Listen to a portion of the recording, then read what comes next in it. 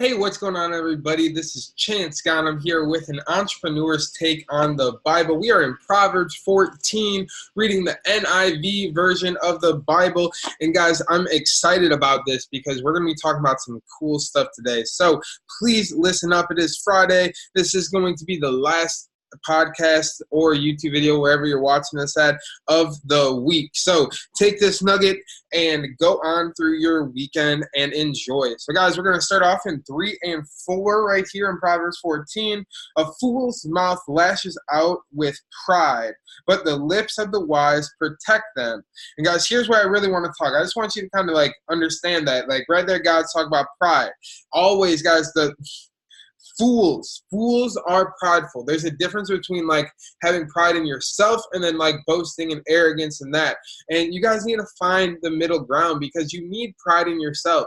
You need belief in yourself. You need that. But if you're going out there and just like, oh, I'm the best, I'm better than you, what God's saying right there is when he's talking about this and he talks about pride, he's saying really in my head, do you really think you're better than somebody else? Because if you don't realize every single person on earth, whether they're a millionaire or whether they make $100,000 a year or whether they make $30,000 a year, is a human being.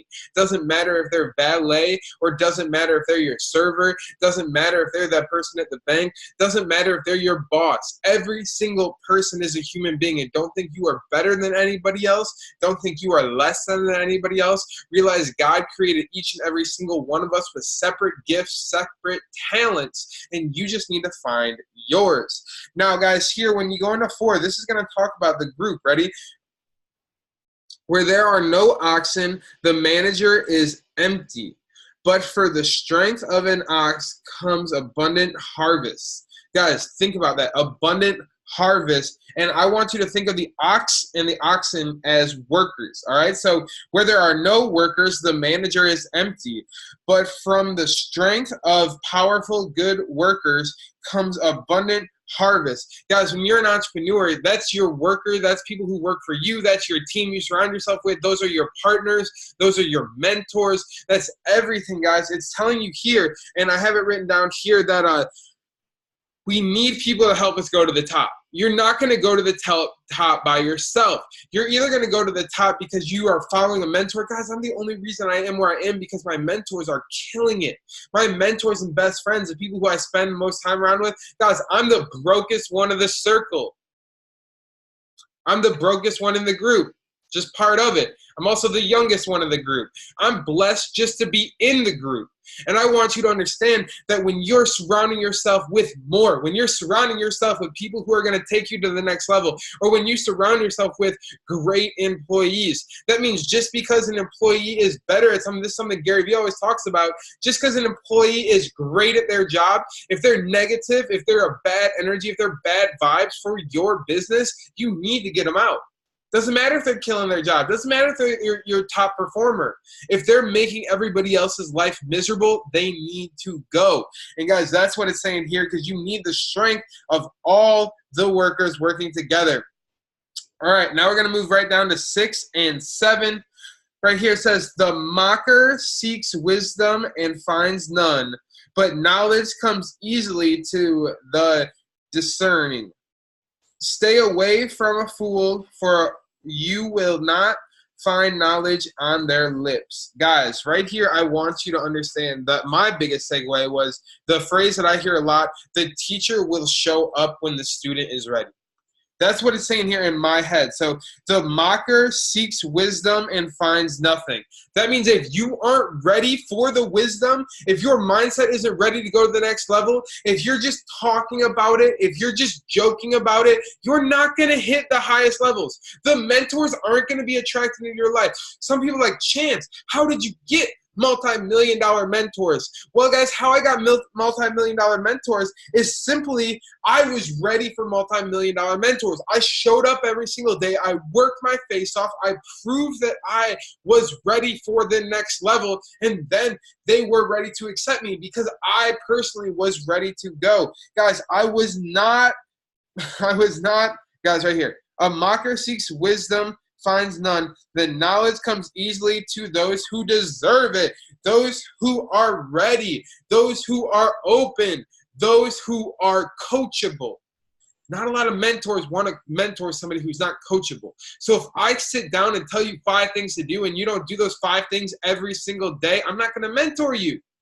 Guys, when my mentor said do something, I did it instantly, and I executed on it. You have to be coachable to go to the next level. And if you guys aren't coachable, guess what? Your mentors aren't going to respect you, because why would I waste my time with you? That's a waste of time. If I'm going to spend time with you and give you time, pour energy into you, and then you aren't going to implement anything I teach you, why would I waste my time and teach you in the first place? So I'm not going to mentor somebody who's not going to implement what I teach. And a lot of things, guys, I know from my classrooms, I can tell who implements what I teach, so I know who I'm really going to help. I know who I'm going to actually meet in person because I know who implements what I teach. That's what's important to me as a mentor, and might be to other people that you guys are looking to get as mentors. Now here I want to read 19 and 11. We're going to skip 10, and we're just going to go 19 and 11. Fools mock at making amends for sin, but goodwill is found among the upright. The house of the wicked will be destroyed, but the tent of the upright will flourish. So fools mock at making amends for sin. Guys, that means you are a fool if you are still dwelling on your sin. That means if you still look back in time and you still worry about what you did wrong, what he did to you, what she did to you, what was wrong in your past, if you guys are still so focused about the past and the sins and the wrongs you committed, maybe it's adultery, maybe it was, other things that you were doing wrong in your life that you didn't look at, maybe you were stealing, maybe you were doing something wrong. I don't know what it was for you, but if you allow that something bad that you did in the past to hold you back from the future, guess what? God says right here, I didn't say this, guys. This ain't me. I don't talk like this. Fools mock at making amends for sin. You're a fool if you don't want to make amends for your sin. But goodwill will be found among the upright. So that means, guys, if you forgive yourself, if you forgive those other people, you become the upright. And then listen to what God says here.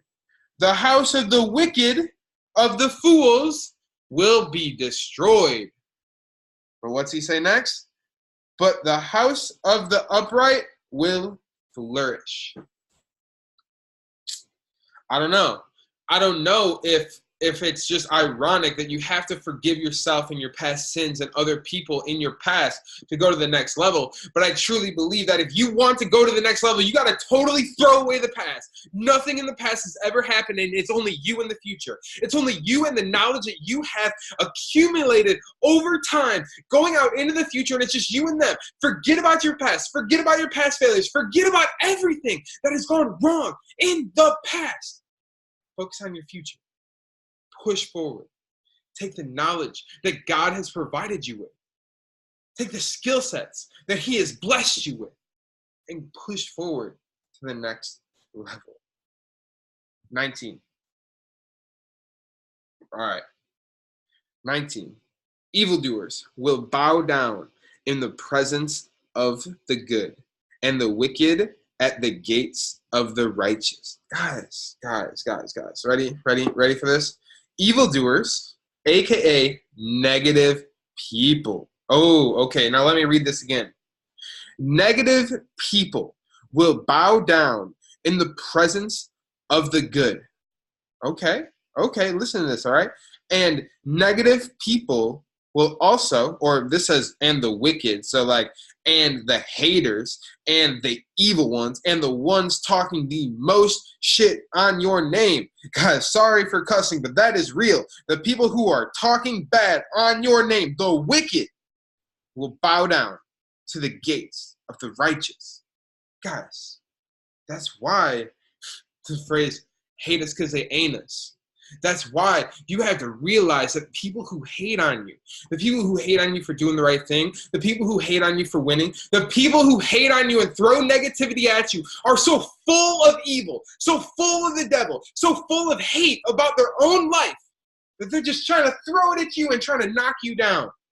But when you stay focused on what God promised you, when you stay focused on the blessings that God wants you to have, guys, they're going to bow down. Some of them, when you make it, they're going to be like, wow, I knew them when. I knew him before they blew up. I knew him back in high school. I knew him back when he was just talking about it. I hear that all the time. There's still people throwing hate. And guess what? They're still going to bow. They're not going to bow down and like, oh, Chance, you're the greatest. But how they're going to bow, and how I want you to understand this, is your life will be better. That's them bowing. Guys, I don't care how much hate you throw at me if you're still living with your parents back in Illinois. I don't care how much hate you throw at me if you're working a job that you hate every single day. I don't care. In my head, you guys are still bowing down to me because, listen to me here, because I'm living my best life. I'm happy. I don't even think of those people, but they're thinking about me enough to throw negativity at me. So I want you to realize that them hating themselves enough, that's them bowing down, admitting defeat. You going out and living your best life, not worrying about the haters, not focusing on the negativity, not focusing on what's bad and only worrying about what's good, not focusing on the people who are throwing the shade at you, and just focus on winning and doing what's best for everybody around you, and praying and loving on everybody in your group, in your life. And even those haters, pray for them that they get better. Pray for them that, you know, their life gets better and they don't have to send so much hate into the world. I don't know, just an idea.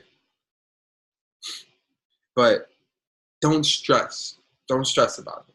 That's what I want you to take away. Don't stress. Don't stress about the haters. Don't stress about the negativity. Don't stress about the people who say you can't do it. Because when you go succeed, they're going to be bowing, aka your life will be better than theirs. And then you can have the last laugh in your penthouse. You can have the last laugh on the 41st floor in a luxury apartment where you have valet parking. You just spent the past 30 minutes in a spa that's worth multi-millions of dollars because you followed your passion. You followed what you wanted. You followed God's gift for you. Last thing I'm going to talk about, then we're going to end this up, all right? So hopefully you guys are enjoying 21 and 23, or 21 and 31, actually. So this is talking about the same topics, but right here, ready? It is a sin to despise one's neighbor, but blessed is the one who is kind to the needy. 31.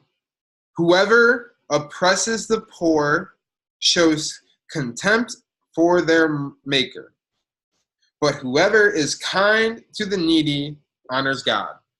Guys, this is your tithing. This is your giving. This is your caring about other people. This is when, you know, you look at the world and you realize you might be one person, but you can make a drastic difference. A drastic difference. Guys, me and Sam, we've been tithing every single week. We've been giving, you know, we've been doing like our tithe. And guys, it's insane because for the month of December, we've been buying toys with it. Because there's all these toy drives for all these kids. And instead of giving it to the church, we give it to the toys. Because in my understanding of tithing, God says give it back to the church, but God says the church is his people. So if you're giving back to people, that's all it means to tithe, in my opinion. That could be wrong. The churches might tell you different. I tithe to my church most of the time, but when it comes this time of year, when it came Thanksgiving, I ended up giving my tithe to buying turkeys and stuff. You know, so there's different times where I put my tithe towards stuff, not just my church, but I put it towards God's people. And what I feel like it's talking about right here is giving to people. Giving to people with your wealth, giving to people with your time. Guys, Saturday, me and Sam are going, we're handing out some of those gifts. So not only do we spend our tithe money every single week for the past 3 weeks buying, and guys, I mean, carts full. Sam went on Black Friday and bought a huge cart full of toys. And then we had, I mean, it took forever to unload them all. And then we just keep buying more and more toys. And it's insane because one gift is going to change these kids like whole Christmas.